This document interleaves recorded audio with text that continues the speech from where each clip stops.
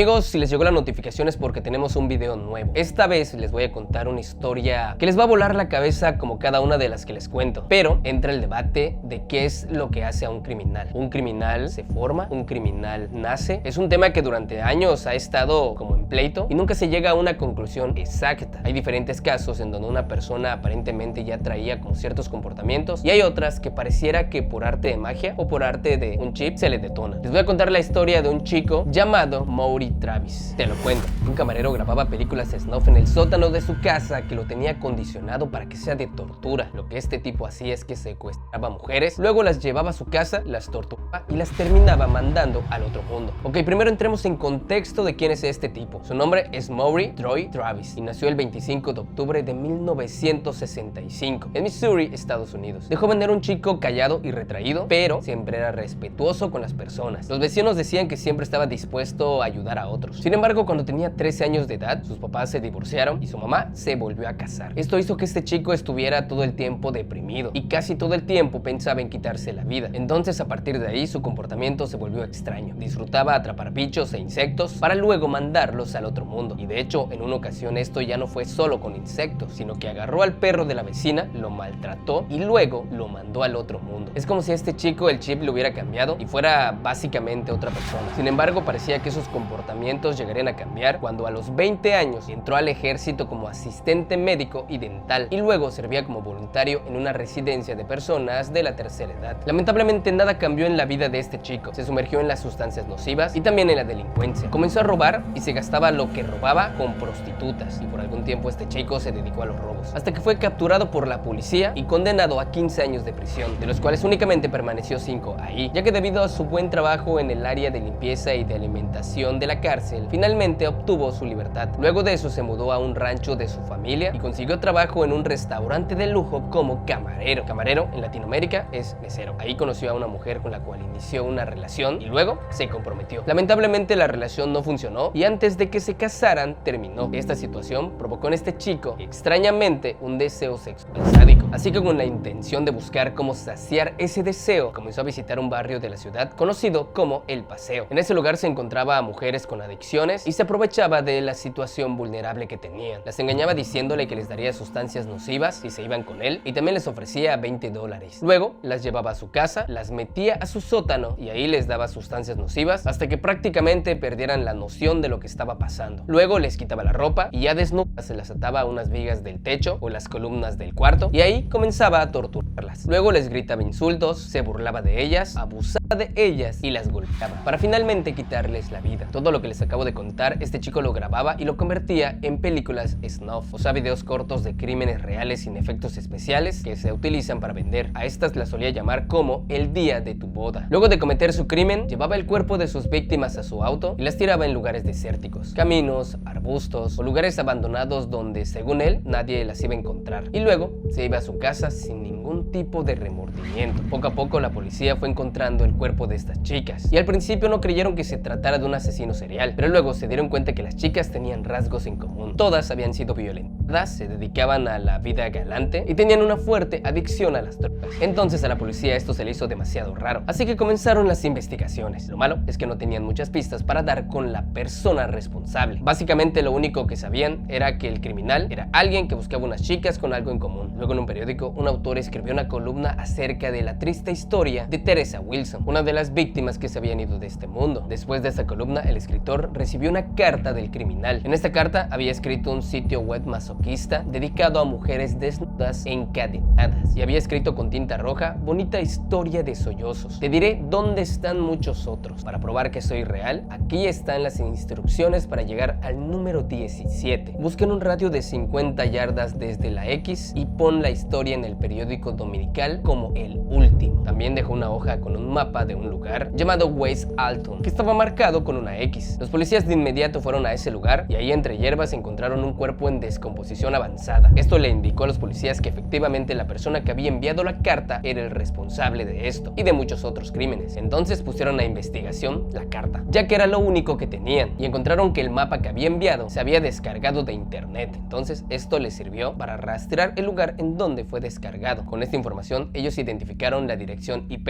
El IP es un número único que identifica a un dispositivo en una red. Ya con esto buscaron al usuario y ahí encontraron un nombre: Maury Travis, quien había consultado el mapa más de 10 veces. Fue así que el 7 de junio del 2020 las autoridades fueron en busca de este sujeto. Lo detuvieron y se lo llevaron acusado de secuestro y asesinato de al menos 6 mujeres, las que fueron identificadas, porque hay otras que no, aproximadamente 4, pero se cree que podrían ser más. Luego de ser detenido fue interrogado por la policía y al principio este tipo se mostró sorprendido de todo, como si las acusaciones en su contra fueran falsas. Obviamente lo negó, pero cuando le mostraron el mapa que había descargado de internet, fue entonces que ya no pudo seguir engañando a la policía y terminó aceptándolo todo, y dijo que debió de ser más cuidadoso con ese detalle, y confesó que desde pequeño había tenido tendencias criminales, pero fue lo único que dijo. Jamás mencionó nada de los asesinatos ni tampoco mostró algún tipo de arrepentimiento. Lo raro es que cuando los policías le mostraron las evidencias que habían encontrado en su casa, y simplemente dijo: no voy a volver a prisión, no voy a volver. Y esto porque en las evidencias que tenían los policías había una pistola paralizante Taser, o sea, las pistolas eléctricas, recortes de periódicos sobre sus víctimas, un equipo de bondage, o sea, artículos de sadomasoquismo con varios cinturones y ligaduras que estaban manchadas de sangre, obviamente paredes cubiertas de sangre, y las cintas de video que encontraron en un falso techo en el sótano. Obviamente ahora la policía tenía las suficientes pruebas para que este tipo se vaya a prisión. Fue condenado a cadena perpetua y enviado a una prisión de máxima seguridad, eso sí, con un protocolo antisuicidio, por lo que tenía a un vigilante 24 horas con él, y esto lo hacen para evitar que se autolesione. Sin embargo, esto no fue impedimento para este sujeto, y en el cambio de turno de la persona que lo vigilaba, aprovechó para suicidarse con una soga que había creado con una sábana, la colocó entre los agujeros de la rejilla de ventilación que había sobre el inodoro, luego se metió papel higiénico en las fosas nasales, se puso una mordaza en la boca y se tapó la cabeza con una funda de una almohada. Después colocó la soga en el cuello y saltó del inodoro. Cuando el vigilante llegó, solamente encontró a este sujeto sin vida, y lo único que había era una nota dirigida a su mamá, en la que decía que prefería irse de este mundo antes de enfrentarse a una cadena perpetua. Tristemente, este caso no pudo tener una resolución completa, ya que este tipo nunca dio las razones por las cuales hizo todo el tremendo crimen, su crimen de mandar específicamente al otro mundo a mujeres de la vida galante. Además, tampoco confesó las identidades de todas sus víctimas, por lo que muchas familias jamás se enteraron que su familiar ya no se encontraba en este mundo, y mucho menos la manera en que se fueron. Este hombre realmente era un monstruo, un cobarde y alguien que no pudo soportar la condena que se merecía. Simplemente dejó de existir, y muchos dicen que con ello nunca cumplió su castigo. Ahora, no se sabe si él ya lo traía desde pequeño o es algo que a raíz de la separación de sus papás se detonó, y todo el odio y rencor que tenía no supo dónde dirigirlo, y fue que poco a poco lo fue consumiendo. Y aquí entra un debate muy grande: ¿un criminal se nace o se hace? ¿Ustedes qué opinan? Mi nombre es Daniel Novelo.